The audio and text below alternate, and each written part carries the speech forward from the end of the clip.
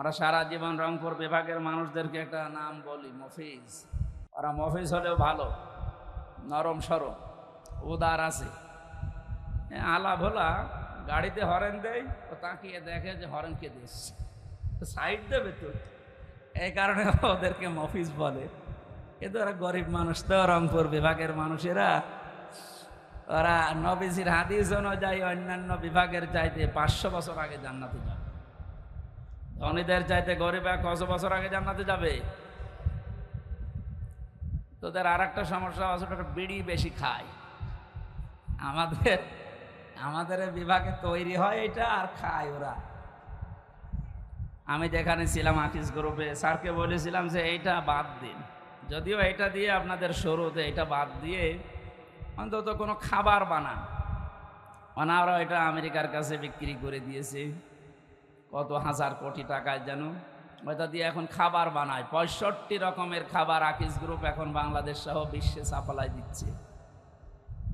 উনি একটা আফসোস করে বলেছিল যে জাতির লোকেরা, আকিস মিয়া, যে যতদিন পর্যন্ত আমি বিড়ি বানালাম ততদিন কেউ আমারে ফতোয়া দিল না। যখন আমি মানুষের রোগ প্রতিরোধের জন্য, রোগ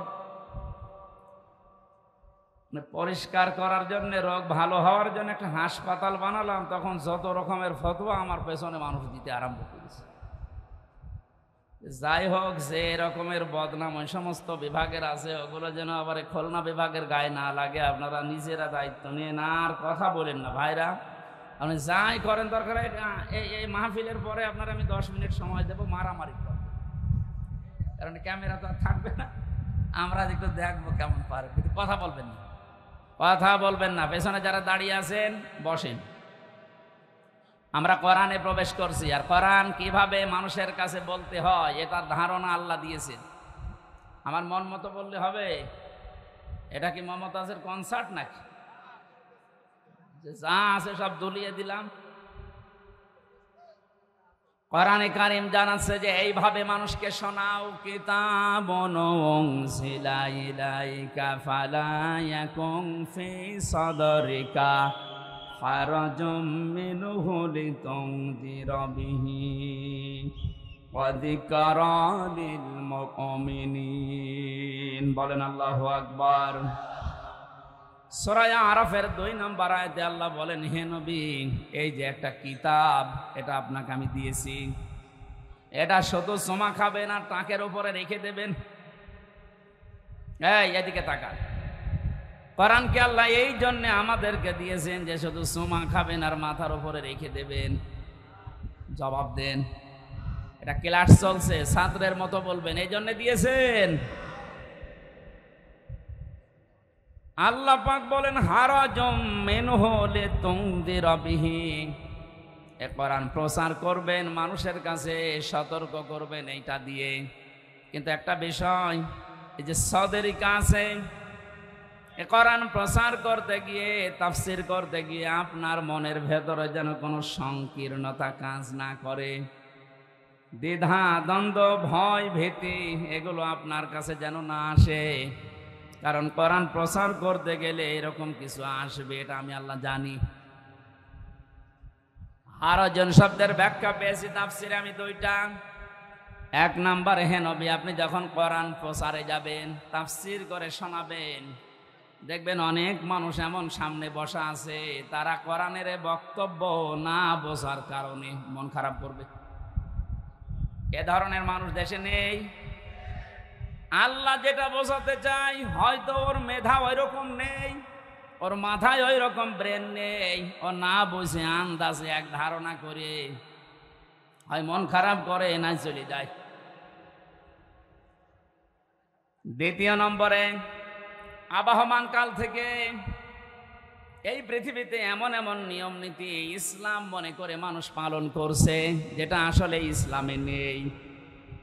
আপনি যখন কোরআনের ব্যাখ্যা করতে যাবেন, ওইগুলো তো টিকবে না, ওগুলো সব বাদ চলে যাবে। এতদিন যারা ইবাদত মনে করে ওইটা পালন করছে, জীবনেও তারা আপনার কথা শুনবে না, আন্দাজে তখন আপনার প্রতি খারাপ ধারণা করবে। তখন বলবে, এরা আল্লাহর ওলি মানে না, এরা পীর বুজুর্গ মানে না। কোরআনে কারিমে আল্লাহ এই আয়াতের পরে এই জন্যই এই শব্দগুলো এরপরে লাগিয়েছেন, ইত্তাবিউ মা উনজিলা ইলাইকুম মির রাব্বিকুম ওয়া লা তাত্তাবিউ মিন দুনিহি আউলিয়া ক্বালিলাম মা তাযাক্কারুন। ইত্তাবিউ বহু বচন দিয়েছেন আল্লাহ। ও যশোরবাসী, এ বাংলাদেশে যারা একামতে দিনের দায়িত্ব পালন করে, এ মানুষগুলো এই বিশ্বাস নিয়েই একামতের দিনের রাস্তায় এসেছে যে এই দায়িত্ব পালন করতে গিয়ে যত সময় যাবে আমি জান্নাতের দিকে এগিয়ে যাব। এটা অন্তত যারা করছে তারা যদি নাও করে, আমি করি ব্যক্তিগতভাবে, দিন কায়েমের জন্য একামতে দিনের দায়িত্ব পালন করতে যে সময়টুকু অর্থ যা কিছু ব্যয় হবে, আমার মেধা, যোগ্যতা, বক্তৃতা সব আমাকে জান্নাতের দিকে এগিয়ে নেবে। এই জন্য একামতে দিনের দায়িত্ব পালন করছেন যারা, নিজেকে ছোট মনে করবেন না, হীনমন্যতায় ভুগবেন না।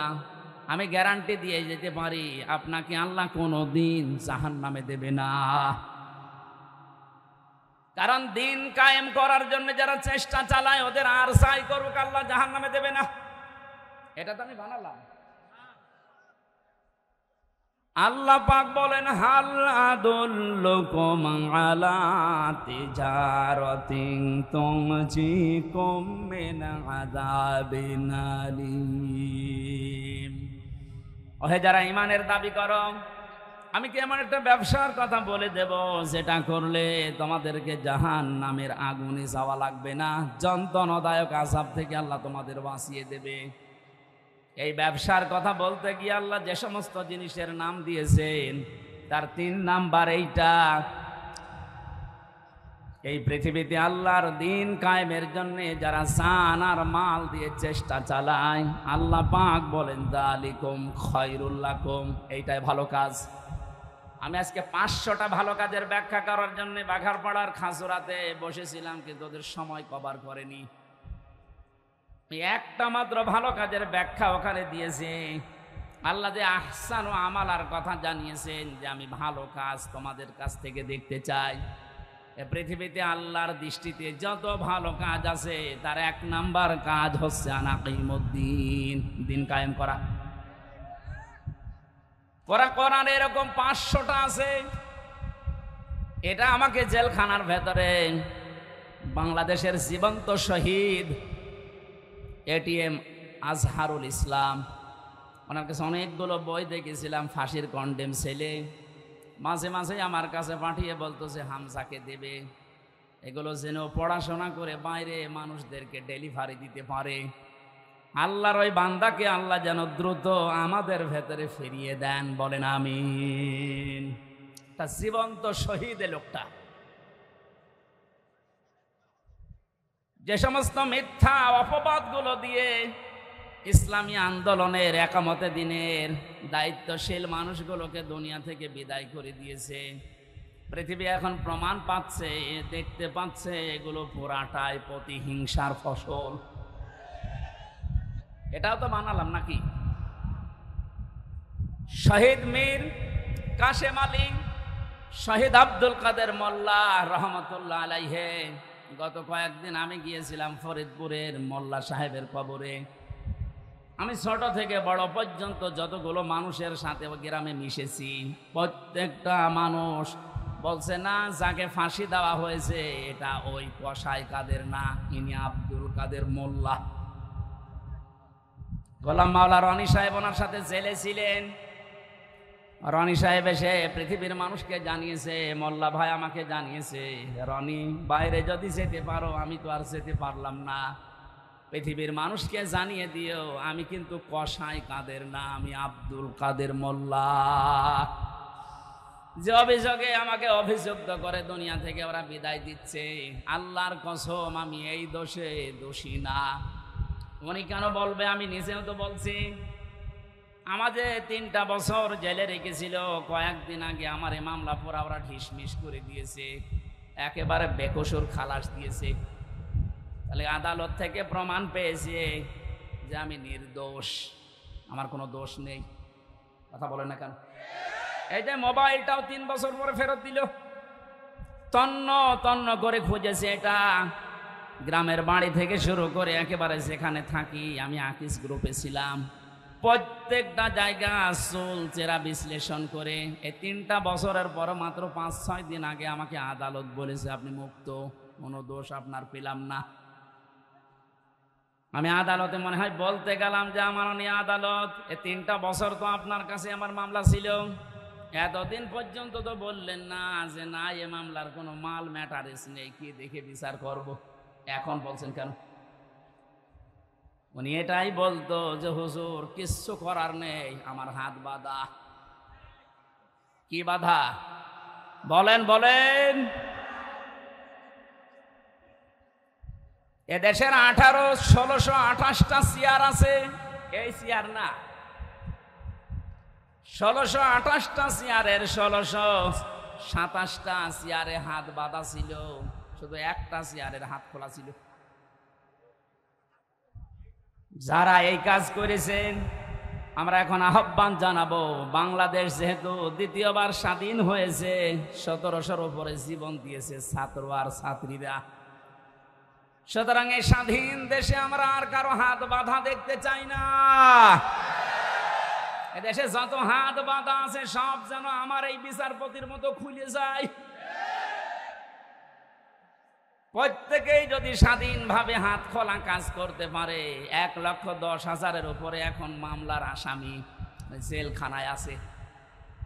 আমার মনে হয় কমপক্ষে 80,000 মানুষ এমনিতে বের হয়ে যাবে যদি হাত খোলা বিচারপতি পাওয়া যায়। আমি আশা করছি 3টা বছর আমাকে যেভাবে করেছিল, একামতে দিনের দায়িত্বে যারা ছিলেন আমার মনে হয় তাদেরকেও এইভাবে করেছিল।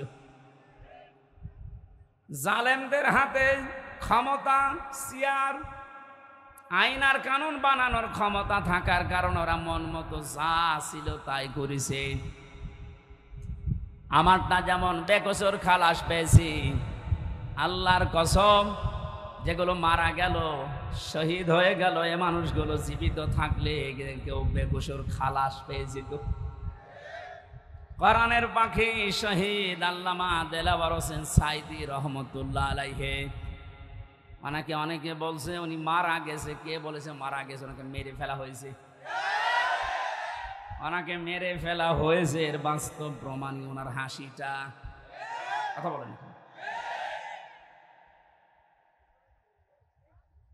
আমি নিজে আমার বাবার যা আছে, আমার যা আছে, যদি ইসলামের খুঁটিনাটি বিষয়গুলো আমি মেনে জান্নাতে যেতে পারতাম, কসম খোদার জীবনও আপনাদেরকে আমি দিন কায়েম করা লাগবে এই ঝামেলাপূর্ণ কথা বলতাম না।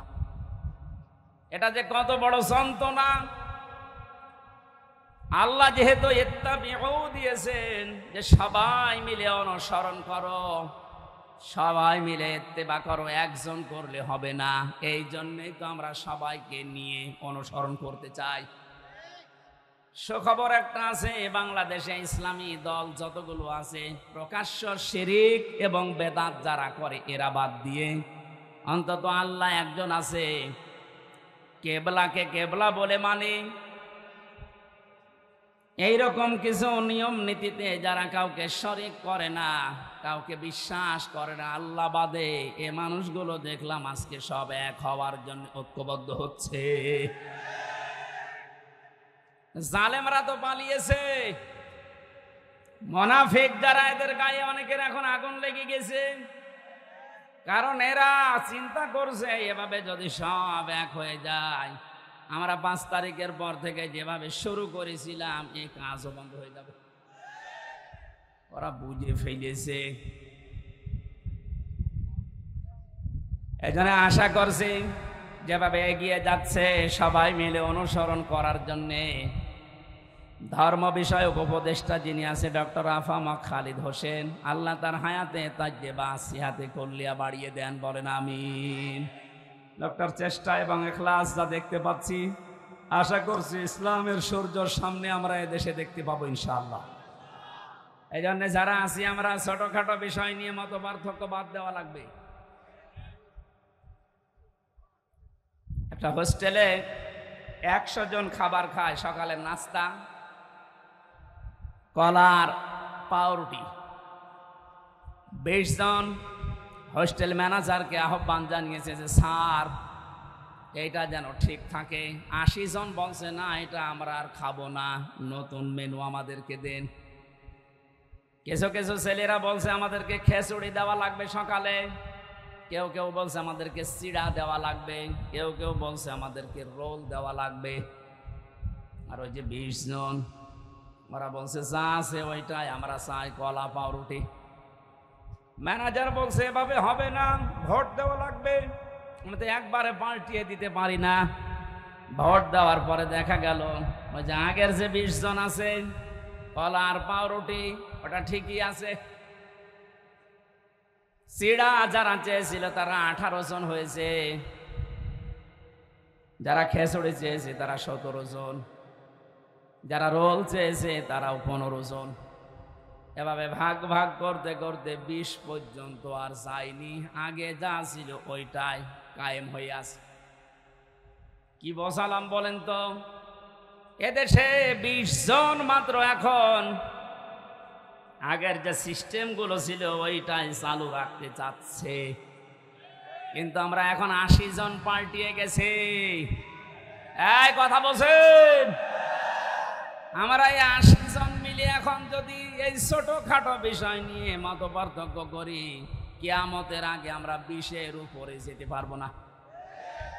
এই জন্য সব বাদ দেওয়া লাগবে। কার কয় কলি টুপি, কার লম্বা টুপি, কার জব্বা, কার সিরা, কে হাত বাঁধে, কে মোনাজাত করে, এগুলো সব বাদ দেন। আল্লাহ একজন আছে, রাসূল আমার নেতা। এই বিশ্বাসে যারা বিশ্বাসী তারা আমরা এখন 80 জন। আরো জোরে। আমরা কোনো বিষয় নিয়ে আর সামনে ঝামেলা যেন না করি। 80 জন যদি ঠিক থাকতে পারি, ভোট যদি 80টা এক জায়গায় পড়ে, ওরা তো 20 জন চালিয়ে আসছে আগে থেকে, কিয়ামত পর্যন্ত ওরা আর বাড়বে না, কারণ আমাদের বরদোয়া লেগে আছে। রব্বিলা তাদার আলাল আরদি মিনাল কাফিরিনা দাইয়ারা ইন্নাকা ইন তাদারহুম ইউদিল্লু ইবাদ ইয়ালিদু ইল্লা ফাজিরান কাফফারা। বলেন আল্লাহু আকবার। হযরত নূহ দোয়া করেছিলেন, মাবুদ বহু চেষ্টা চালিয়েছি 9.5 বছরে 900 বছর ধরে, এ মানুষ ভালো হয়নি। তোমার কাছে আমি শেষ পর্যায়ে বরদোয়া দিলাম, এদের আন্ডা বাচ্চা পর্যন্ত যেন জমিনে না থাকে, কারণ যেইটা থাকবে ওইটা দিয়ে তোমার বান্দাদেরকে গোমরা বানাবে। আমরা এই 53 বছর কোরআনের পাখি প্রায় 50 বছর চেষ্টা চালিয়েছে, কিন্তু জালেমদের পরিবর্তনের কোন সুযোগ ওরা গ্রহণ করেনি। কথা বলে না কেন? চেষ্টা তিনি কম চালিয়েছিল। অধ্যাপক মতিউর রহমানও চেষ্টা চালিয়েছে, বহু কায়দায় উনি বুঝিয়েছে আপনাদের। কিন্তু ওই 20 জনের যে অবস্থা, ও সারা জীবন কলা পাউরুটি যাবে। এই কথা বলছে না? 80 জন আমরা পরিবর্তন হয়ে এই পর্যায়ে এসেছি, আর ওরা সেই 20 জনই আছে। ও কিয়ামতের আগে আর পাল্টাবে না। কেন পাল্টাবে না? খাতামাল্লাহু আলা কুলুবিহিম ওয়া আলা সামিইহিম ওয়া আলা আবসারিহিম গিশাওয়া ওয়া লাহুম আযাবুন আযীম। আল্লাহ পাক বলেন, ওদের অন্তরে আমি মোহর লাগিয়ে দিয়েছি, ওদের কানের উপরে, ওদের চোখের উপরে পর্দা লাগিয়েছি। কঠিন যন্ত্রণাদায়ক আযাব ওদের জন্য রেডি আছে। কারণ এই পৃথিবীতে যারা আল্লাহর কালামকে অপমান করার চেষ্টা চালায়, তাদেরকে আল্লাহ হেদায়েত থেকে বঞ্চিত করে দেয়। হযরতে আব্দুল্লাহ বিন মাসউদ রাদিয়াল্লাহু তাআলা আনহু কোরআনে কারিমের সূরা রহমান নাযিল হওয়ার পর বিশ্ব নবীকে জানিয়েছিলেন, হে নবী, আমারে অনুমতি দেন, আমি কাবার চত্বরে একটু তেলাওয়াত করি। ওনার কণ্ঠটা খুব সুন্দর ছিল। ডাক দিয়ে বলেন, ঠিক আছে, মন খুলে দিয়ে পড়তে থাকো। সূরা রহমান হচ্ছে কোরআনে কারিমের সব চাইতে সুন্দর সূরা। তিনি তেলাওয়াত আরম্ভ করলেন, আর রহমানু আল্লামাল কোরআন খালাকাল ইনসানা আল্লামাহুল বায়ান। তেলাওয়াত করছিলেন এভাবে, হঠাৎ আবু জেহেল শব্দ শোনার পরে এসে হযরতে আব্দুল্লাহ বিন মাসউদের কানের উপরে দিয়েছিলেন এক থাপ্পড়। কান দিয়ে গল গল করে রক্ত বের হয়ে ওই দিন থেকে তিনি চিরদিনের জন্যে কালা হয়ে যান, আর শুনতে পাননি। এই যে বধির হয়ে গিয়েছিলেন কানে, বদরের ময়দানে আল্লাহ পাক কোরআনে কারিমের অপমানের শোধ নিয়েছিলেন। যখন আবু জেহেল ঠান্ডা ফ্রিজের মতো পড়েছিল মাছ আর মুহাফিজের বাড়ি খেয়ে, আব্দুল্লাহ বিন মাসউদ ওখানে যাবার পরে দেখলেন ঠান্ডা ফ্রিজ পড়ে আছে। বুকের উপর চড়ে বসলেন, ডাক দিয়ে বলেন, তা আবু জেহেল, তোমাকে আমি সময় দিলাম এখনো পর্যন্ত মুহাম্মদুর রাসূলুল্লাহর কালেমাটা মেনে নাও, আমি নবীর কাছে সুপারিশ করব, বিশ্ব নবী তোমারে মাফ করে দেবে। আবু জেহেল ডাক দিয়ে বলে, মাসউদ, আব্দুল্লাহর ছেলে মুহাম্মদ তোমাদেরকে জাদু করেছে, আমার পর্যন্ত আসতে পারে নাই। বলেন নাউজুবিল্লাহ। এখানে এখনো কথা বন্ধ হয়নি। এরা কি ইয়ারকি মারার জন্য এসেছে?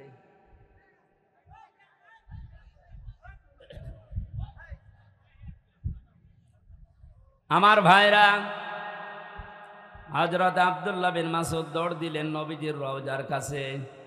তাবুর ভেতরে দেখেন বিশ্ব নবী মুহাম্মদুর রাসূলুল্লাহ হাত তুলে মোনাজাতে লিপ্ত আছে। তিনি দেখলেন মোনাজাত যখন চলছে, আমি আরেকবার যাই। ওই যে যারা পড়ে আছে এখনো মরে না, ওদের ভেতরে গিয়ে দেখলেন আবু জেহেল এখনো খাচ্ছে।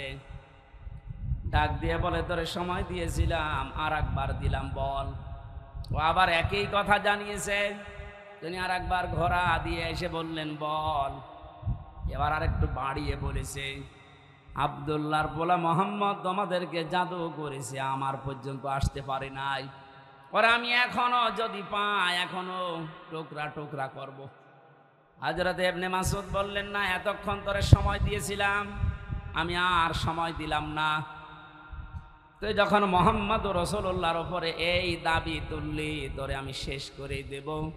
তরবারি বের করে গলার ভেতরে লাগিয়েছেন। আবু জেহেল ডাক দিয়ে বলে, মাসউদ, কি করবি এখন? আলাদা করব। ওই সময় বলেছিল, আলাদা করবি কর, আমার গলাটা একটু বড় করে কাট, দেশের মানুষ যেন দেখে বসে যেটা নেতার মাথা। মরে যাচ্ছে, তাও তেজ কমছে না। আমার মনে হয় এই দেশে এই 5 তারিখের পরে অনেক আবু জেহেলকে আমরা এখনো পর্যন্ত দেখতে পেয়েছি, পাচ্ছে, মরে যাচ্ছে, তেজ কমছে না। খাতামাল্লাহু আলা কুলুবিহিম, আল্লাহ কলবের উপরে মেরে দিয়েছেন একেবারে মোহর। এর ভালো হওয়ার কোনো পরিবেশ নেই। ইবনে মাসউদ চিন্তা করলেন, এর মাথাটা যদি নবীজির তাবু পর্যন্ত নিয়ে যেতে পারি, নবী আমার জন্য দোয়া করবেন। তিনি মাথা ধরে টানলেন, 2 হাত দিয়ে দেখে নড়ে না। চিন্তা করলেন, মাথা এত ভারী হয়ে গেল কি করে? কাছে যে রশি ছিল, তরবারি দিয়ে কানের ছিদ্রি একটা, ওর ভেতরে বান্ধন দিয়ে তিনি টানতে আরম্ভ করলেন। দেখে না, নড়ে না। কি মাথায় এত ভারী হয়ে গেল কি করে? 2 কান ছিদ্রি করলেন। 2 কানের ভেতরে রশির অগ্রভাগ 2টাই ঢুকিয়ে যখন সুন্দর করে বাঁধন দিয়ে অপর ভাগ ধরে টান দেওয়া আরম্ভ করলেন, এবার মাথা নড়া আরম্ভ হয়েছে। চিন্তা করেন, এতক্ষণ পর্যন্ত মাথা টান দিয়েছি, নড়ে না, এখন নড়ছে কোন কারণে?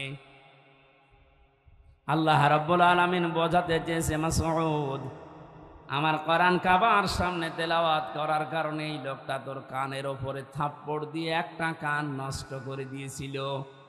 আমি আল্লাহ আজকে তোর হাতে ওর 2টা কান নষ্ট করে দিয়ে প্রতিশোধ নিলাম। পরকালে কি করব এটা আমি আল্লাহ জানি। আমি যেটা বোঝাতে চাচ্ছিলাম, এই পৃথিবীর ময়দানে কোরআনে কারিমের গায়ে যারা হাত দেয়, অপমান করার চেষ্টা করে কোরআন কেন্দ্রিক কোনো বিষয়ের সাথে, আল্লাহ পাক কিন্তু দুনিয়াতে তাদের শাস্তি দিয়ে দেখিয়েছেন।